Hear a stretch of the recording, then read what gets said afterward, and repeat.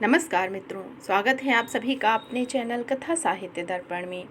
जैसा कि आप सभी को ज्ञात है, इस समय हम लोग महादेवी वर्मा जी के द्वारा उनके रेखा चित्र संग्रह अतीत के चलचित्र के रेखा चित्रों का पठन पाठन कर रहे हैं। तो उसी श्रृंखला के अंतर्गत हमने 2 रेखा चित्र पढ़ लिए हैं, जिसमें से रामा और भाभी। आज हम लोग बिंदा का वाचन करेंगे। तो छायावाद की शक्ति कहे जाने वाली ऐसी महान जो लेखिका महादेवी वर्मा जी हैं, इनकी रचनाओं का संग्रह अतीत के चलचित्र है और इसके अंतर्गत हम आज तीसरा रेखा चित्र पढ़ेंगे। इससे पहले इनका जो मेरा परिवार नामक संग्रह है, उसके भी सभी रेखा चित्र हमारे इस चैनल में मौजूद हैं, तो आप उसको भी सुने, जिसमें उन्होंने अपने पालतू जानवरों के बारे में बहुत विस्तार से वर्णन किया है और उनको एक कहानी का ही रूप दे दिया है। तो चलिए आइए चलते हैं आज रेखा चित्र बिंदा पर। सफेद सी आँखों वाली छोटी, दुर्बल और अपने आप में सिमटी सी बालिका पर दृष्टि डालकर मैंने सामने बैठे सज्जन को उनका भरा हुआ प्रवेश पत्र लौटाते हुए कहा, आपने आयु ठीक नहीं भरी है, ठीक कर दीजिए, नहीं तो फिर बाद में कठिनाई पड़ेगी। नहीं, यह तो गत आषाढ़ में 14 की हो चुकी। सुन मेरे कुछ विस्मित भाव से उस भावी अभ्यर्थिनी को अच्छी तरह से देखा, जो 9 वर्षीय बालिका की सरल चंचलता से शून्य थी और 14 वर्षीय किशोरी के सलज उत्साह से अपरिचित। उसकी माँ के संबंध में मेरी जिज्ञासा स्वगत न रह सकी। स्पष्ट प्रश्न ही बन गई होगी, क्योंकि दूसरी ओर कुछ कुंठित सा उत्तर मिला, मेरी दूसरी पत्नी है और आप तो जानती ही होंगी। और उनके वाक्य को अधसुना ही छोड़कर मेरी मन स्मृतियों की चित्रशाला में 2 युगों से अधिक समय की धूल के नीचे दबा बिंदा या बिंदेश्वरी के धुंधले चित्र पर उंगली रखकर कहने लगा, ज्ञात है, अवश्य ज्ञात है। बिंदा मेरी उस समय की बाल सखी थी, जब मैंने जीवन और मृत्यु का अमिट अंतर जाना नहीं जानती थी और उसके बाद ही जाना। अपने नाना और दादी के स्वर्ग गमन की चर्चा सुनकर मैं बहुत गंभीर मुख और अस्वस्थ भाव से घर भर को सूचना दे चुकी थी कि जब मेरा सिर कपड़े पर रखने की अलमारी को छूने लगेगा, तब मैं निश्चय ही एक बार उनको देखने जाऊंगी। न मेरे इस पुराण संकल्प का विरोध करने की किसी को इच्छा हुई, न मैंने एक बार मरकर कभी लौट सकने का नियम जाना। ऐसी दशा में छोटे छोटे असमर्थ बच्चों को छोड़कर मरने वाली माँ की कल्पना मेरी बुद्धि में कहाँ ठहरती। मेरा संसार का अनुभव भी बहुत संक्षिप्त सा था। अज्ञानावस्था से मेरे साथ देने वाली सफ़ेद कुर्ती, सीढ़ियों के नीचे वाली अंधेरी कोठरी में आग बूंदे पड़े रहने वाले बच्चों की इतनी सतर्क पहरेदार हो उठती कि उसका गुर्राना मेरी सारी ममता भरी मैत्री पर पानी फेर देता। भूरी पूसी भी अपने चूहे जैसे निसहाय बच्चों को तीखे पैने दांतों में ऐसी कोमलता से दबा कर लाती और कभी ले जाती कि कहीं उन्हें एक दांत भी नहीं चुभता। ऊपर की छत के कोने पर कबूतरों का और बड़ी तस्वीर के पीछे गौरैया का जो घोंसला था, उसमें खुली हुई छोटी चोंच वाले और सावधानी से उनमें से भरे जाते दानों और कीड़ों मकोड़ों को मैं अनेक बार देख चुकी थी। बछिया को हटाते ही रंभा रंभा कर घर भर को यह दुखद समाचार सुनाने वाली अपनी श्यामा गाय की व्याकुलता भी मुझसे नहीं छिपी थी। एक बच्चे को कंधे से चिपकाए और एक की उंगली पकड़ते हुए जो भिखारिन द्वार द्वार फिरती है, वह भी तो बच्चों के लिए ही कुछ न कुछ मांगती रहती है। अतः मैंने निश्चित रूप से समझ लिया कि संसार का सारा कारावार बच्चों को खिलाने पिलाने सुलाने आदि के लिए ही हो रहा है और इस महत्वपूर्ण कर्तव्य में भूल न होने का काम माँधारी नामक जीवों को सौंपा गया है। और बिंदा के भी तो माँ थी, जिन्हें हम पंडिताइन चाची और बिंदा की नई अम्मा कहते थे। वे अपनी गोरी मोटी देह को रंगीन साड़ी से सजे कसे चारपाई पर बैठकर फूले गाल और चिपटी सी नाक के दोनों ओर नीले कांच के बटन सी चमकती हुई आंखों से युक्त मोहन को तेल मलती रहती थी। उनकी विशेष कारीगरी से संवारी पाटियों के बीच में लाल स्याही की मोटी लकीर सा सिंदूर, उन नींदी सी आंखों में काले डोरे के समान लगने वाला काजल, चमकीले कर्णफूल, गले की माला, नगदार रंग बिरंगी चूड़ियाँ और घुंघरूदार बिछुए मुझे भाते बहुत थे, क्योंकि यह सब अलंकार उन्हें मेरी गुड़िया की समानता दे देते थे। यह सब तो ठीक था, पर उनका व्यवहार विचित्र सा जान पड़ता था। सर्दियों के दिनों में जब हम धूप निकलने पर हमें जगाया जाता, गर्म पानी से हाथ मुँह धुलाकर मोजे जूते पहनाकर उन्हीं कपड़ों से सजाया जाता था और मना कर करने के बावजूद भी गुनगुना दूध पिलाया जाता था। तब पड़ोस के घर में पंडिताइन चाची का स्वर उच्च से उच्चतर होता रहता था। यदि उस गर्जन तर्जन का कोई अर्थ समझ न आता तो मैं उसे श्यामा के रंभाने के समान स्नेह का प्रदर्शन समझ सकती थी, परंतु उसकी शब्दावली परिचित होने के कारण ही कुछ उलझन उत्पन्न करने वाली थी। उठती है या आऊं? बैल के से दीदे क्या निकाल रही है? मोहन का दूध कब गर्म होगा? अभागी मरती भी नहीं। आदि वाक्यों में जो कठोरता की धारा बहती थी उससे मेरा अबोध मन भी जान लेता था। कभी कभी जब मैं ऊपर की छत पर जाकर उस घर की कथा समझने का प्रयास करती तब मुझे मैली धोती लपेटे हुए बिंदा ही आंगन से चौके तक फिरकनी सी नाचती दिखाई पड़ती।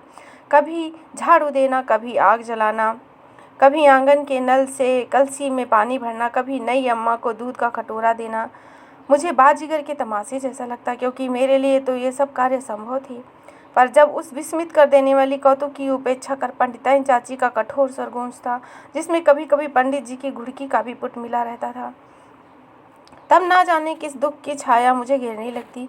किसकी सुशीलता का उदाहरण देकर मेरे नटखटपन को रोका जाता था।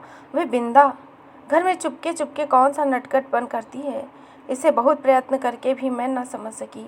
मैं एक भी काम नहीं करती थी और रात दिन उधम मचाती रहती थी, पर मुझे तो माँ ने कभी ना मर जाने की आज्ञा दी, ना आगे निकाल लेने का भय दिखाया। एक बार मैंने पूछा भी, क्या पंडिताइन चाची तुम्हारी तरह नहीं है? तो माँ ने मेरी बात का अर्थ कितना समझा यह तो पता नहीं, परंतु उनके संक्षिप्त हैं से न बिंदा की समस्या का समाधान हो सका, न मेरी उलझन सुलझ सकी। बिंदा मुझसे कुछ बड़ी ही रही होगी, परंतु उसका नाटापन देखकर ऐसा लगता कि मानो किसी ने ऊपर से दबाकर उसको कुछ छोटा कर दिया हो। 2 पैसे में आने वाली खंजड़ी के ऊपर मढ़ी हुई झिल्ली के समान पतले चर्म से मढ़ी और भीतर की हरी हरी नसों को झलका देने वाले उसके दुबले हाथ पैर में न जाने किस अज्ञात भय से अवसन्न रहते थे। कहीं से कुछ आहट होते ही उसका विचित्र रूप से चौंक पड़ना और पंडिताइन चाची का स्वर कान में पड़ते ही उसके शरीर का थरथरा उठना मेरे विस्मय को और बढ़ा देता, प्रत्युत उसे भय में बदल देता। और बिंदा की आंखें तो मुझे पिंजड़े में बंद चिड़िया की याद दिलाती। एक बार 2-3 करके तारे गिनते गिनते उसने एक चमकीले तारे को उंगली से उठाकर कहा, वह रही मेरी अम्मा। तब तो आश्चर्य का ठिकाना ही न रहा। तो क्या सबकी एक अम्मा तारों में होती है और एक घर में? पूछने पर बिंदा ने अपने ज्ञान कोश से कुछ कण मुझे दिए और तब मैंने समझा कि जिस अम्मा को ईश्वर बुला लेता है वह तारा बनकर ऊपर से बच्चों को देखती है और जो बहुत सज-धज के घर में आती है बिंदा की नई अम्मा जैसी लगती है। मेरी बुद्धि सहज ही पराजय स्वीकार करना नहीं जानती थी, इसीलिए मैंने सोचा, तुम नई अम्मा को पुरानी अम्मा क्यों नहीं कह सकती? फिर ना ये नहीं रहेंगे ना डांटेंगे। बिंदा को मेरा उपाय कुछ नहीं जचा, क्योंकि वह तो अपनी पुरानी अम्मा को खुली पलकों में लेट कर जाते और नई को बंद पालकी में बैठ कर आते देख चुकी थी, अतः किसी को भी पदच्युत करना उसके लिए कठिन था। पर उसकी कथा से मेरा मन तो सचमुच आकुल हो उठा। अतः उसी रात को मैंने माँ से बहुत अनुनयपूर्ण कहा, तुम कभी तारा न बनना, चाहे भगवान कितना ही चमकीला तारा बनाए। माँ बेचारी मेरी विचित्र मुद्रा पर विस्मित होकर कुछ भी ना बोल पाती।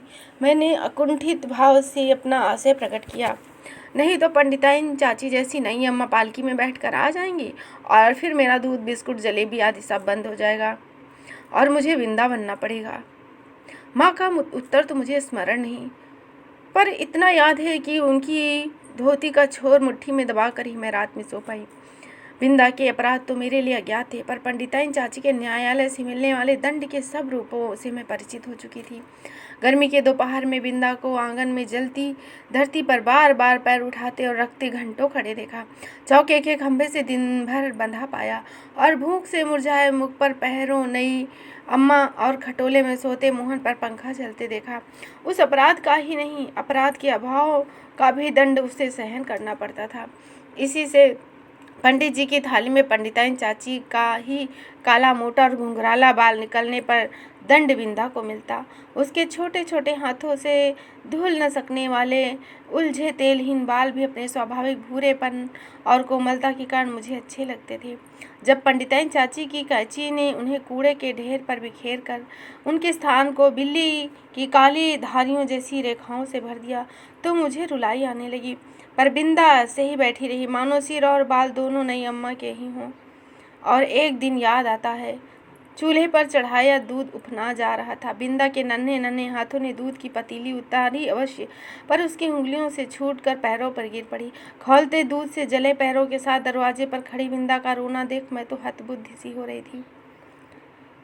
पंडिताइन चाची से कहकर वह दवा क्यों नहीं लगवा लेती, यह समझना मेरे लिए कठिन था। पर जब बिंदा मेरा हाथ अपने जोर जोर से धड़कते हुए हृदय से लगाकर कहीं छिपा देने की आवश्यकता बताने लगी तो मेरे लिए सब कुछ रहस्य मैं उठा। मैं उसे अपने घर में खींच लाई अवश्य, पर न ऊपर के खंडहर में माँ के पास ले जा सकी, ऊपर के खंड में माँ के पास ले जा सकी और न छिपने का स्थान खोज सकी। इतने में दीवारें लांघ कर आने वाले पंडिताइन चाची के उग्र स्वर ने भय से हमारी सब दिशाएं रूंध दी। इसी हड़बड़ाहट में हम दोनों उस कोठरी में जा घुसी जिसमें गाय के लिए घास भरी जाती थी। मुझे तो घास की पत्तियां भी चुभ रही थी। कोठरी का अंधकार भी कष्ट दे रहा था, पर बिंदा अपने जले पैरों को घास में छिपाए और दोनों हाथों से मेरा हाथ दबाए ऐसी बैठी थी मानो घास का चुभता हुआ ढेर रेशमी बिछौना बन गया हो। मैं तो शायद सो गई, क्योंकि जब घास निकालने के लिए आया हुआ गोपी इस अभूतपूर्व दृश्य की घोषणा करने के लिए कोलाहल मचाने लगा, तब मैंने आंखें मलते हुए पूछा, क्या सवेरा हो गया? माँ ने बिंदा के पैरों पर तिल का तेल और चूने का पानी लगाकर जब अपने विशेष संदेशवाहक के साथ उसे के घर भिजवा दिया तब उसकी क्या दशा हुई यह बताना कठिन है। पर इतना तो मैं जानती ही हूँ कि पंडिताइन चाची के न्याय विधान में न क्षमा का स्थान है न अपील का अधिकार। कुछ दिनों तक मैंने बिंदा को घर आंगन में काम करते नहीं देखा। उसके घर जाने से मुझे माँ ने रोक दिया था, पर प्रायः वे कुछ अंगूर और सेब लेकर वहाँ हो आती थी। बहुत खुशामद करने पर रुकिया ने बताया कि उस घर में महारानी आई हैं, क्या वे मुझसे नहीं मिल सकती? पूछने पर वह मुँह में कपड़ा ठूस ठूस कर हंसने को रोकते हुए कहती, और मेरे मन का कोई समाधान नहीं हो सकता तो मैं एक दिन दोपहर को सबकी आंखें बचाकर बिंदा के घर पहुंची। नीचे के सुनसान खंड में बिंदा अकेली खाट पर पड़ी थी, आंखें गड्ढे में घुस गई थी, मुख दानों से भरकर न जाने कैसा हो गया था और मैले सी चादर के नीचे छिपा शरीर बिछौने से ही भिन्न नहीं जान पड़ता। डॉक्टर, दवा की शीशियाँ, सिर पर हाथ फेरती हुई माँ और बिछौनों के चारों ओर चक्कर काटते हुए बाबूजी के बिना भी बीमारी का अस्तित्व है यह मैं नहीं जानती थी। इसी से उस अकेली बिंदा के पास खड़ी होकर मैं चकित सी चारों ओर देखती रही। बिंदा ने ही कुछ संकेत और कुछ अस्पष्ट शब्दों में बताया है कि नई अम्मा मोहन के साथ ऊपर के खंड में रहती हैं, शायद चेचक के डर से सवेरे शाम बरौनी आकर उसका काम कर जाती है। फिर तो बिंदा को देखना संभव न हो सका, क्योंकि मेरे इस आज्ञा उल्लंघन से माँ बहुत चिंतित हो उठी। एक दिन सवेरे ही रुकिया ने उनसे न जाने क्या कहा कि वे रामायण बंद कर बार बार आंखें पोंछती हुई बिंदा के घर को चल दी। जाते जाते मुझे बाहर न निकलने का आदेश देना वे नहीं भूली। इसी से इधर उधर झांक कर देखना आवश्यक हो गया। रुकिया मेरे लिए त्रिकालदर्शी से कम न थी, परंतु वह विशेष अनुनय विनय के बिना कुछ नहीं बताती थी और उससे अनुनय विनय करना मेरे आत्मसम्मान के विरुद्ध जान पड़ता था। अतः खिड़की से झांककर मैंने बिंदा के दरवाजे पर जमा होते हुए आदमियों के अतिरिक्त कुछ और न देखा। इस प्रकार भीड़ से विवाह और बारात के संबंध का जो संबंध है मैं उसे जानती थी। तब क्या उसके घर में विवाह हो रहा है, और हो रहा है तो किसका, आदि प्रश्न मेरी बुद्धि की परीक्षा लेने लगे। पंडित जी का विवाह तो तब होगा जब दूसरी पंडिताइन चाची मरकर तारा बन जाएंगी और बैठ न सकने वाले मोहन का विवाह संभव नहीं है। यह सोचकर मैं इस परिणाम तक पहुंच सकी कि बिंदा का विवाह हो रहा है और उसने मुझे बुलाया तक नहीं। इस अचिंत्य अपमान से आहत मेरा मन सब गुड्डे गुड़ियों को साक्षी बनाकर बिंदा को किसी शुभ कार्य में न बुलाने की प्रतिज्ञा करने लगा। कई दिन बिंदा के घर झांक झांक कर जब मैंने माँ से उसके ससुराल से लौटने के संबंध में प्रश्न किया, तब पता चला कि वह तो अपनी आकाशवासिनी अम्मा के पास चली गई। उस दिन से प्रायः मैं चमकीले तारों के आसपास फैले छोटे तारों में बिंदा को ढूंढती रहती हूँ, पर इतनी दूर से उसे पहचानना क्या संभव है? तब से कितना समय बीत चुका है और उसके नई अम्मा की कहानी शेष नहीं हुई। कभी हो सकेगी या नहीं, इसे कौन बता सकता है। तो इस तरह आपने सुनी एक मार्मिक रेखा चित्र, जिसको बिंदा के नाम से महादेवी वर्मा ने लिखा है, जिसमें बाल मनोविज्ञान की अद्भुत झांकी है और विमाता के प्रकोप का भयंकर त्रास। तो आशा है आपको यह पसंद आया होगा। तो फिर मिलेंगे इसी तरह महत्वपूर्ण संग्रह के साथ। तब तक के लिए धन्यवाद। आप इसी तरह सुनते रहें और आगे की पढ़ाई को अपनी जारी रखते रहें। हमारे इसी चैनल में यूजीसी नेट और असिस्टेंट प्रोफेसर से पाठ्यक्रम से संबंधित समस्त कहानियाँ संकलित की गई हैं और अन्य इकाई 10 में लगे हुए महत्वपूर्ण जीवनी और आत्मकथाओं का भी संकलन है। तो आप उन्हें भी अवश्य सुनें और अपने अध्ययन को धार देते रहें। तो इसी तरह अगले रेखा चित्र संग्रह के साथ हम पुनः आपके समक्ष उपस्थित होंगे। तब तक के लिए जय हिंद, जय हिंदी।